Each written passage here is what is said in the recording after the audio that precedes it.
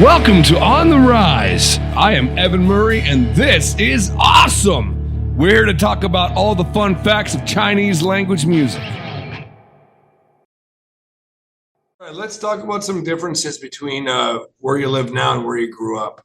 Can you tell me three obvious differences between where you grew up and where you're living now? Oh, geez. Okay. Well, number one, I guess, is like it's a whole different level of crowdedness here in Taipei compared to Saskatoon. Saskatoon, everything's really like spread out. Everybody lives in houses rather than apartments. It's a horizontal city. Taipei is like more of a vertical city. So there's that. Absolutely. Yeah. There's definitely that factor in terms of space. Actually, perhaps ironically, I mean, like Taipei is a lot safer than Saskatoon is in general. Yeah. I 100. It's that let's touch on that for a second because that's really interesting. The thing is, like I've done a lot of traveling in my life. I mean, I was a musician like yourself years ago, and being in the business side. And one thing that is very concurrent around the world is that when people find out that you're Canadian, they're like, "Oh, like you're from Canada, the nicest place, like the nicest people in the world." And it's like, people have this really strange idea of what Canada is. And I just want to kind of add to that point. Being in Denmark and being in Taiwan, like I've never felt safer in my life. Being in Saskatoon or like Montreal or Edmonton, like late at night, I mean, like it can get real sketchy depending what part of the city you're in. I mean, Winnipeg, I mean, it's not safe, like by any means. It's not that it's dangerous, but there's definitely a much larger percentage you could get yourself into some trouble, I think, in looking at the differences. No, yeah, like Saskatoon, I mean, there's parts of town that you probably don't want to be in after dark, generally speaking. Yeah, I mean, not that something is definitely going to happen, but there's parts of town where something always does. Possibility. Something always does happen. Something does. It might not happen to you, but something will happen. But there's pretty much none of that in Taipei. There's no neighborhood where people are like, "Oh yeah, you don't want to be there after dark." There's none of that. That's like all of Taiwan. Like I've never been in a place in Taiwan, and any of the regions, like Hsinchu, Taoyuan, New Taipei City, Taipei, where people have warned me, like, "Oh yeah, don't stick around here, man. There might be trouble." I've never had that, but if you go to any Canadian city, you will find someone who's going to warn you about, don't go there or don't do this, So, what else? What else are some big differences?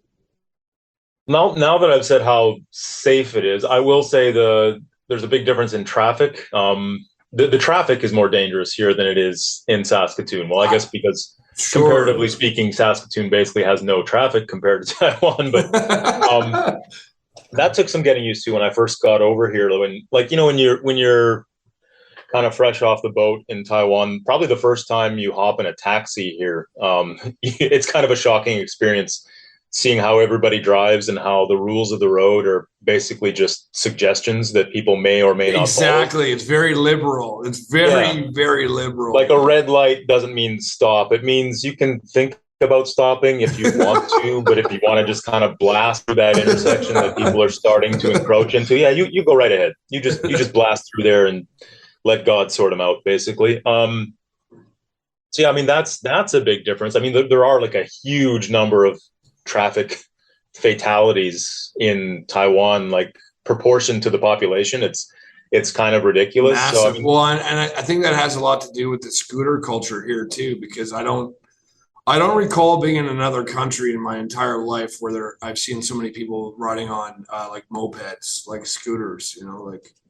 Yeah, I was surprised. I didn't know at all what to expect when I first came over here, but when I saw so many people riding on scooters, that was totally new for me. I mean, being from Saskatoon, you can ride a scooter for maybe 2 months out of the year, if you want to. The rest of the time, yeah. you're not going to want to do it when there's snow and ice on the road because no, and scooters are generally like, I mean, in Canada, from my experience, it was like scooters were like, like it was mostly like high school kids or like, like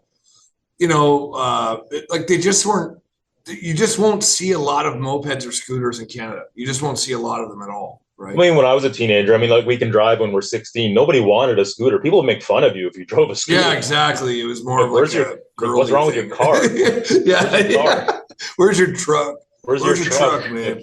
What are you doing with a scooter? Like, all right, let's for practical reasons and because they're not cool, I guess. So there's obvious differences. I mean, but some of the most important things is like, obviously the safety is a big one. Like Taiwan is a great, incredibly safe. I mean, I think Eastern Asian countries are incredibly safe. Like, I mean, when I was in South Korea, when I was in Japan, like I didn't ever feel like, like I never had that feeling. So, yeah. I mean, like, and that's a beautiful thing.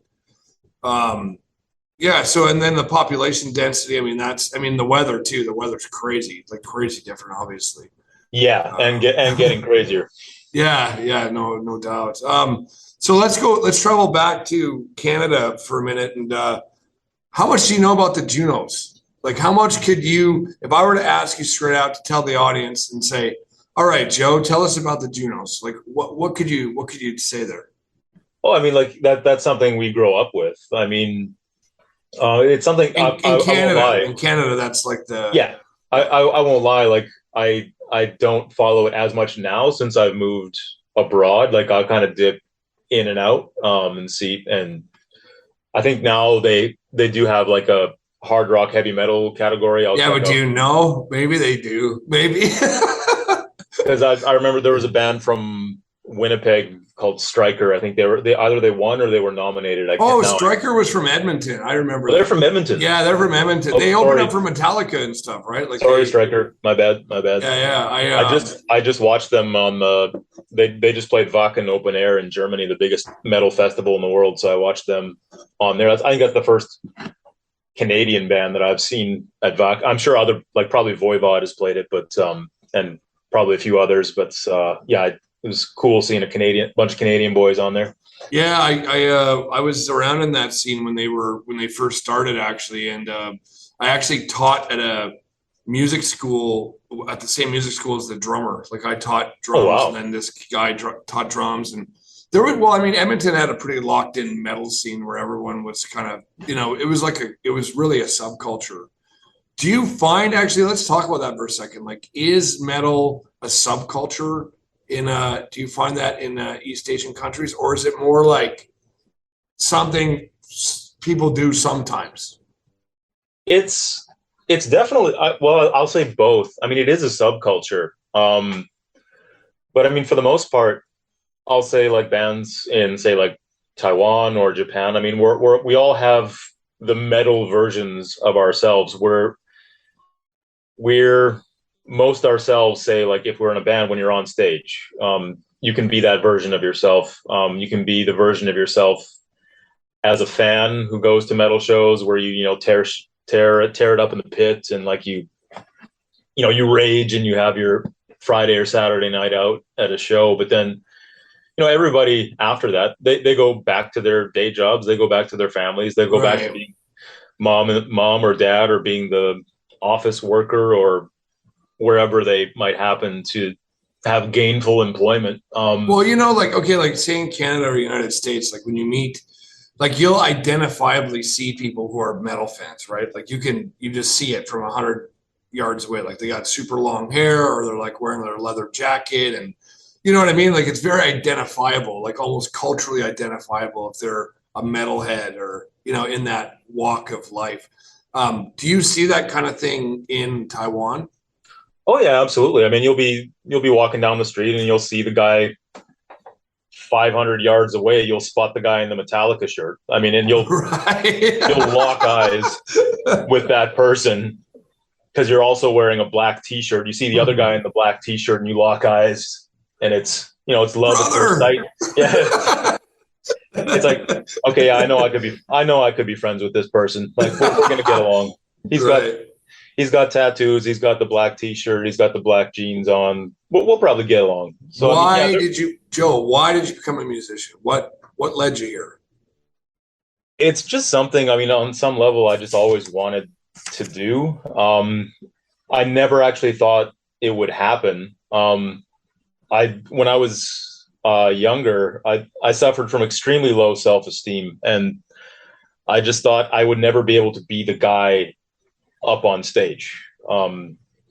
I just never thought I would have the confidence to do that. But when I moved to Taiwan, I received this kind of out of the blue opportunity where I was at a music festival, and this guitar player named Charlie Lee, he just saw me at the festival, and I had really long hair at that time. People can't see me now, but I got my head shaved, and I'm looking fairly close cropped these days. But I had hair like down to the bottom of my back then. I had a beard, long beard, and he's like, "Okay, you look like a metal guy," and I'm like, "Yeah, hell yeah, I'm a metal guy." And he's like, "You look like you could do death metal vocals," and I was like, and I had this crossroads moment where I could say no, which probably would have been the truth because I'd never really done it seriously. I'd just messed around singing along to my Cannibal Corpse records, or I could just say yes and see where this goes. And kind of without thinking about it, I just said yes. I just said, yeah, I can do death metal vocals. And he said, okay, I've got this band. We lost our singer. Here's where our rehearsal space is. Learn these 4 songs and come down. You can try out. I said, that was the start of your singing career. That was the start of my quote unquote career.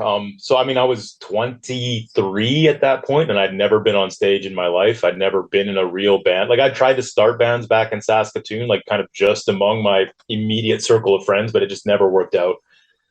So you've been in Taiwan, like, so you were 20. Was that like the first year you were here? Like, how long were you in Taiwan before this? Yeah, like I arrived in May of 2005, and this would have been probably just about a year since I had arrived in Taiwan. Wow. So this would have been 2000. Man, you're so young, like going and trying to live in another completely like opposite side of the world. Like that's no, I came here when I was 22, and I had literally just gotten out of school like 3 weeks earlier, 3 weeks before that.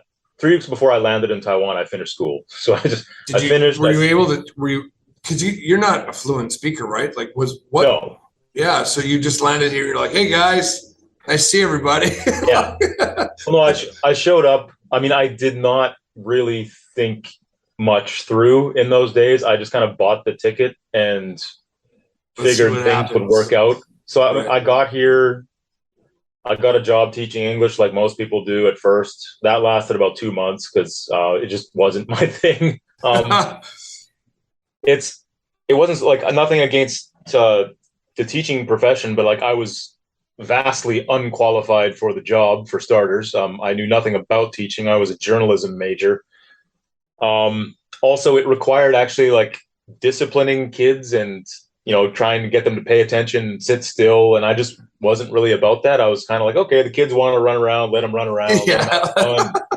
Free range, anarchy, free range learning. So that's why I only lasted 2 months in that job. Well, actually, let's go back to that. So like you came here and you had a journalist major, and that, I guess that's where this, conversation is going to trail here for a second is what would you be doing if you, in that fateful day with Charlie Lee, if you would have said, no, Charlie, I ain't no singer, what would have happened then? I mean, it would have vastly changed the trajectory of my life, I'm sure. If that hadn't happened, I mean, I probably, at that point, like I was fairly contented, just being a metalhead fan. I was like, okay, I'm the guy, I'm going to be going to shows, buying the merchandise, buying the CDs and the vinyl and all that. And I'm a fan. I mean, I'm a fan for life, and that's okay. I'm content with that. But there was that burning desire within me. It's like all I really wanted was to know what it felt like to be on stage once. I just wanted to know what that felt like. I want to feel the power. I did. No, I did. I wanted to know what it felt like to have a room full of people cheering for you. Yeah, man. And I guess I'd probably, if I hadn't have just not really thought about it and just said yes, I probably would still be wondering that today. Now, in But what terms of would you be doing? But what yeah, would in you be terms of doing? my like how that has affected my other career, which now I've been working for 10 years now, like as a freelance writer and as a journalist and doing various other writing projects. I mean, I guess I would just be doing that. Well, let's just touch on that for a second because I like that's important. So you have a grounding in another profession, and that's being you were a freelance writer, but you're also a published author, and um, like so you actually have a book written in the English language, but it's actually also been translated into Mandarin as well, right? That's right. That's my latest book. It's called Migrante, and it's the story. It's about Southeast Asian migrant workers in Taiwan. So, if your audience is not familiar with this topic, there's literally hundreds of thousands of people from places like Indonesia and the Philippines, predominantly, who come to Taiwan to work as fishermen in the deep sea fleet. They work as caregivers for the elderly in private homes and hospitals, and they also do a lot of work in factories here in like the manufacturing industry, technological industries. So I had started reporting on issues related to migrant labor in Taiwan back in 2015 because there's a lot of problems that these people face with economic exploitation, with abuse, things of that nature. And I did a lot of stories on that, and I ended up writing a book about the topic called Migrante, which is the word they use in the Philippines to describe people who go abroad to work and to send money home to their families. And the English version was published in 2020, and then just over a month ago, the Mandarin language version was published in Taiwan as well. So it's actually in bookstores throughout the country here, and available for the first time for people in Taiwan to read in their own language. So that's been very exciting for me, and that's what I had hoped for when I wrote it, was that local people would be able to read it and hopefully learn something about what's going on here in relation to migrant labor in their own language, which would be a lot more accessible, obviously, and a lot less intimidating maybe than having to read something in English. No, and congratulations. I mean, that's a huge feat. That's something massive, especially to be on the, I mean, you just came here as a young man, and I mean, you've obviously had to see yourself through some challenges and made the best out of opportunities, and to kind of to be at a place like that and do something like that. I mean, that's a huge accomplishment, and I can kind of see that from my own background. I mean, I'm not a journalist or a writer, but for you to, kind of climb that ladder and, do those kind of things and make people, bring that kind of awareness. I mean, that's a big, that's huge, man. So yeah, that's a big accomplishment. Congratulations for you for that. Um, you gonna teach me some Chinese words or what? Do you know any Chinese language yourself? Huh? Are you gonna teach me some?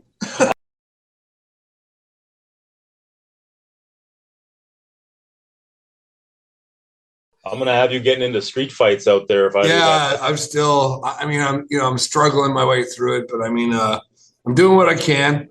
Let's save that segment for people far more qualified than I Yeah. am. All right. Yeah, all right. That sounds good. All right. So, what about your favorite food? So, I mean, like, there's obviously Taiwan is known for its food, or at least, when I first heard about Taiwan, people were talking about food a lot.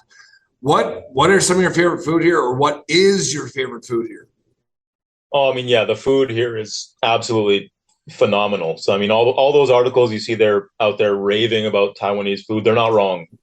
If you come here, it has They to be are like a food. not It has to be a food wrong. trip. Yeah. The food is Right. half the journey in anywhere, but especially here. No, I really like something it's really simple. I mean, you see it everywhere. There's stands selling it.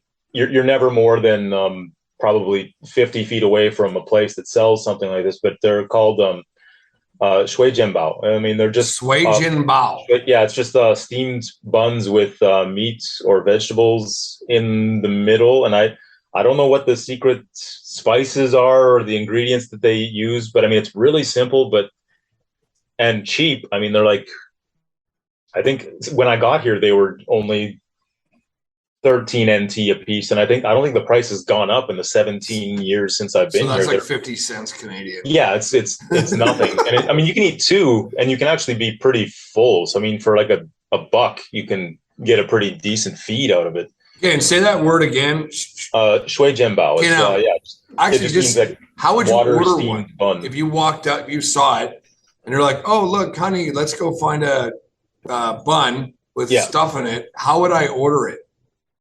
Oh, you just go up there, and they usually have choices. I mean, it's either meat bun or a veggie bun. But what do you say? Do you say it in Mandarin when you order I it? say it in yeah, I say it in Mandarin. I mean, you just say the number that you want. Usually, I Yeah. get two, and then you just say meat or vegetables. I'm usually getting the meat one, so you just say lianga ro. Ro just means meat, so two meat, and there's like, oh, okay, yeah, and that's it.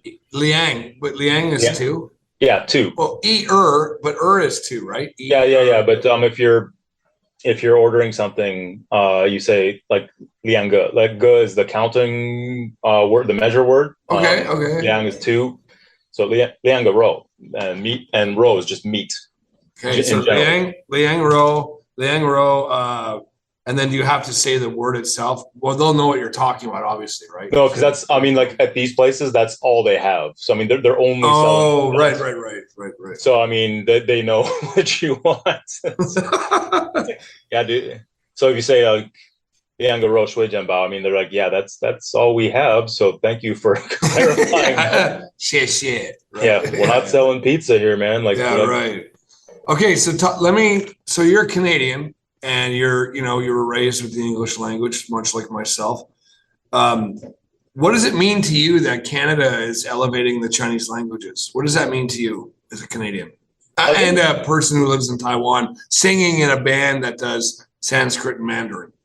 Well, I think it's great. I mean, like obviously, Mandarin speakers are a huge portion of the Canadian population. I mean, and they're as Canadian as you and I are. I mean, we don't need to differentiate based on where people say originally came from or where their families came from. We're all Canadians. We all speak a variety of languages. We come from a variety of backgrounds, cultural and linguistic. So I don't think we should just be focusing on English language music or French music. We need to highlight other languages of people who are Canadians as well, which includes things like Mandarin, whether it be Mandarin, Punjabi. I mean, you name it.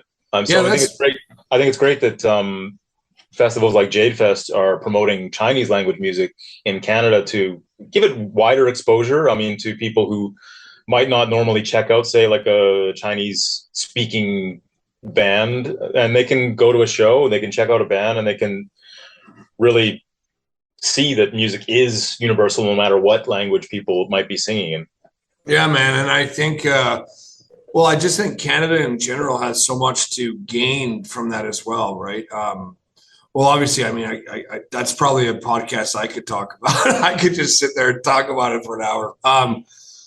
But yeah, no, I think it's really important because, one of the things that when I'm in other countries and I tell people, they'll be like, like if I'm in India, they'll call me like foreigner. You know what I mean? Yeah. Like, oh, hey, foreigner. And if I'm in Taiwan, they'll be like, hey, foreigner. But, strangely enough, like in Canada, like you can't say those kind of things, right? Like that's how you don't ever call someone, oh, hey, foreigner, because you have no idea. You have no idea who is Canadian and who's a foreigner there, right? So no, that's funny because like when I first came over here, like you say, like that's not, you don't use that word to describe somebody in Canada, but here it's so common. So like when I first came here, I was really put off by that. I was like, people just call you a foreigner.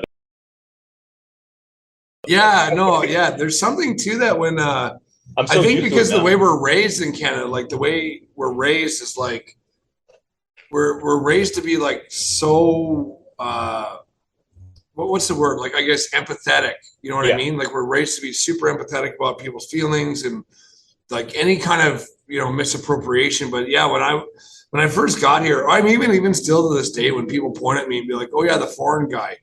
The foreigner, like I still kind of, it still makes me feel a little weird when I get called that, so.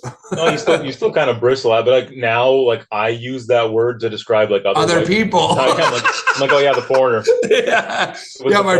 My foreigner buddy, Joe, we're going to, exactly. No, it's interesting. All right, so we're going to skip back to the album here, because there's obviously imagery involved in what you guys do as well. So it's not just about language; there's also imagery. Can you talk to me about the designs on your album, your first album, and then tell me about if there's going to be something, you guys are focusing on for your second album in the design department? Because one of the things in Taiwan is like album design is kind of a big deal, right? Like there's actually an industry there. And I guess, just recently there was some people won a Grammy and it was for album design. And I know like, in the independent scenes here, like artists will actually hand over their work to like a designer, to do this kind of stuff. I just find like, in Japan, South Korea, Taiwan, that the industry on the independent level it operates just like on the professional level, but it's just like independent artists, kind of working with teams. I thought that was really interesting. And that's it, folks. Please continue to listen to the next parts or continue to the next episode. Please don't forget to hit subscribe and follow On the Rise. This is awesome.